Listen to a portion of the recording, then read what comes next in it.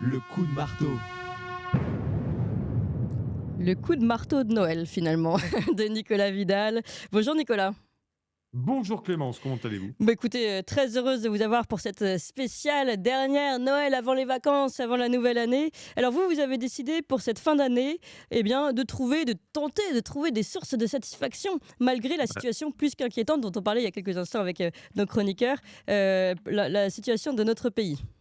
oui, eh bien, vous savez, ma chère Clémence, j'ai beaucoup cherché pour Toxin des éléments de satisfaction C'est pour vous gentil. proposer un dernier édito plein de joie, de bourré d'allégresse et chargé d'espoir pour 2024, chers amis.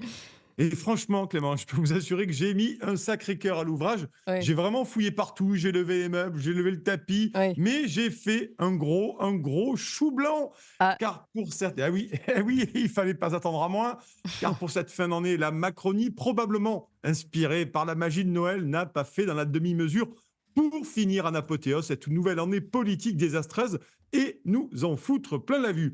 J'en veux pour preuve ces petites douceurs que j'ai trouvées ça et là et qui, vous vous en doutez, ne font pas la une de la presse mainstream qui s'aplatit tous les jours un peu plus jusqu'à la platitude. On appelle d'ailleurs ça, Clément, vous savez comment? Cela s'appelle le syndrome du lévrier. Le truc est si aplati que c'est le seul chien qu'on peut faxer sur son lieu de vacances sans avoir à le traîner en laisse.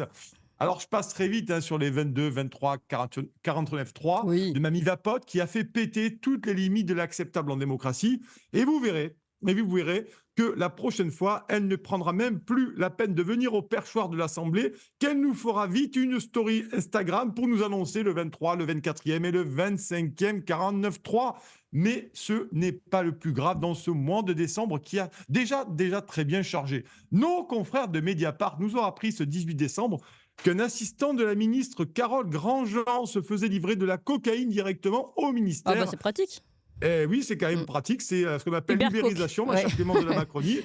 Et lorsque la poudre au rose a été découverte, il a été muté tranquillou loulou, vous savez où? Eh bien, au cabinet du directeur général de la police nationale.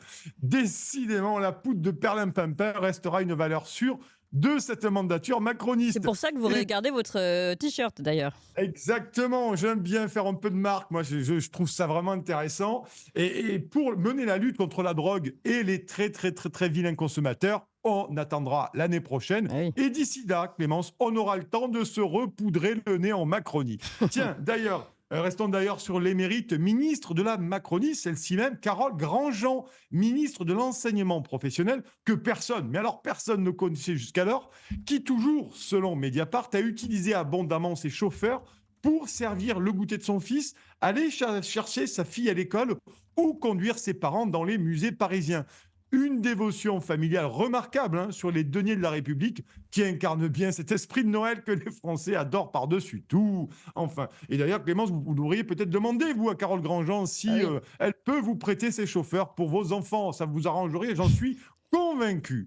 Sinon, dans les brèves, Jackie Botox Lang, à 84 ans, va se faire un quatrième mandat à la tête de l'Institut du monde arabe, Pépouzette, par la seule volonté, vous savez qui, de notre petit père des peuples, Choupinet Ier.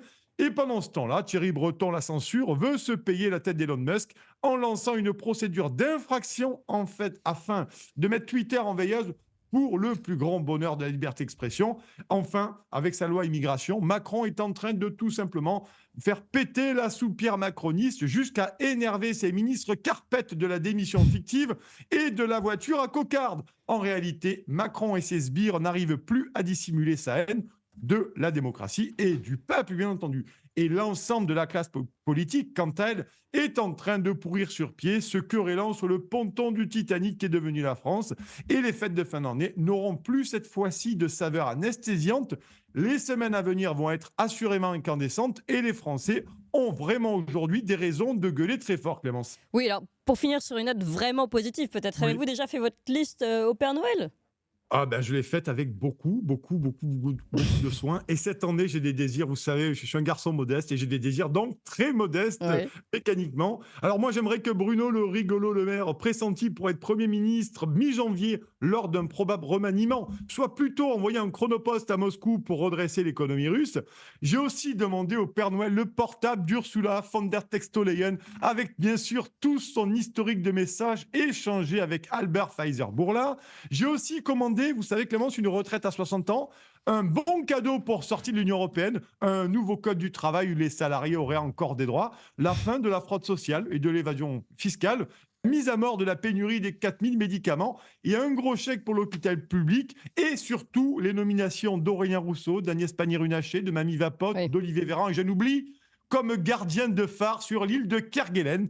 Alors, sur ma liste de Noël, j'ai aussi demandé la fin du dumping social et de l'ubérisation. Nous en parlions il y a un instant. L'arrêt des licenciements de masse, la fin immédiate de ces ignobles cours d'éducation sexuelle à l'école, le retour à l'envoyeur outre-Atlantique de la firme McKinsey, mais aussi la possibilité de dire une bonne fois pour toutes merde à l'Allemagne. Et en fin de liste, une salvatrice dissolution de l'Assemblée nationale. Mais vous le savez, franchement, la liste pourrait être très, très, très, très, très longue. Néanmoins, j'ai le souci d'épargner moi aussi le Père Noël qui, lui aussi, comme nous tous, n'a plus de couenne sur les os et fait un jour sur deux ses courses au Resto du Cœur. Mais si je ne devais choisir qu'un seul cadeau parmi tout cela, ce serait une grosse avalanche de référendums accompagnée d'une puissante fougue populaire pour empêcher ce pays de sombrer irrémédiablement et de retourner la parole au seul garant de sa souveraineté, le peuple français, car face à ces charlots, il n'y a plus aucune autre alternative possible, Clémence. Eh bien, merci beaucoup en tout cas pour cette belle liste de Noël. Je pense que ça peut en inspirer plus d'un pour ceux qui ne savaient pas quoi demander. Nicolas Vidal, vous restez avec nous et on va ouvrir la parole à Greg Tabibian tout